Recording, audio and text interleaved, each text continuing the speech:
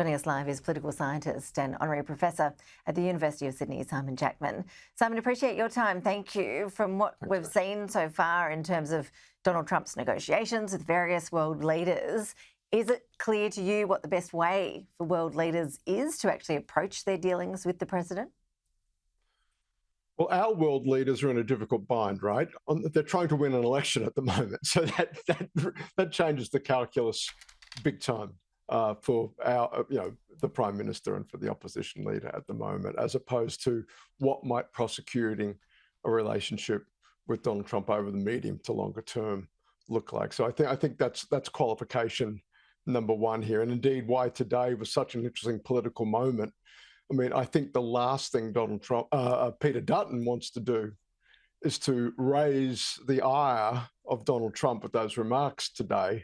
But first things first, Peter Dutton has an election to win. And if you listen very carefully to his remarks, any time he said he would, effectively front up and deal with Donald Trump in Australia's national interest, he was very quick to add, because Anthony Albanese is a weak leader, ... comments to that remark. I think as much for American ears as anything, trying to remind any Americans that might be listening that his remarks are in the context of a very heated Australian election campaign, and perhaps should be filtered if anybody in Washington is listening through that lens. But interesting, the bigger point here I wanted to sort of just remind the audience is that, look, seldom does foreign policy intrude on Australian election campaigns. And I fully expect that when we look back on this campaign, when it's all done and dusted, it'll be an election about cost of living, about the two personalities, the two leaders themselves in the main. But it's very interesting to see foreign policy get such a big run today. First, Dutton's remarks this morning in that interview on this network, and then secondarily, the response from China this afternoon. Of course, we're all gearing up for what Donald Trump is calling Liberation Day, when more tariffs will be unveiled. The Australian's reporting today that our Trade Minister, Don Farrell, has been privately briefing Australian trade groups that we should be bracing for 20% tariffs across the board. Is that your expectation?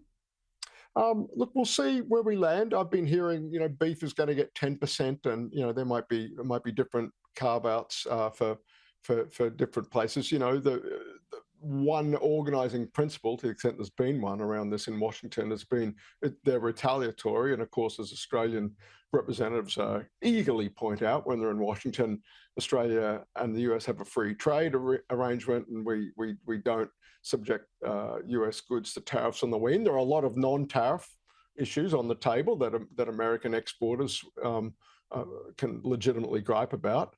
So we'll see where we land in terms of going all the way to sort of the 20% baseline, or whether there's some carve out. I guess the other point, again, to remind the audience, look, for sectors in the firing line here, and I'm thinking primarily beef exports being a case in point, it's not welcome. It's not welcome at all.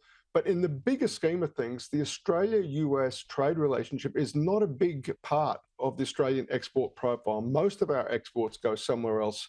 And while the United States is a huge investment destination for your super and for mine, two-way trade between Australia and the United States is dwarfed by Australia's trade, primarily in fossil fuel exports and other commodities to our Asian neighbours. And in the bigger scheme of things, it is particularly unwelcome if you're in a sector that could be in the crosshairs of this.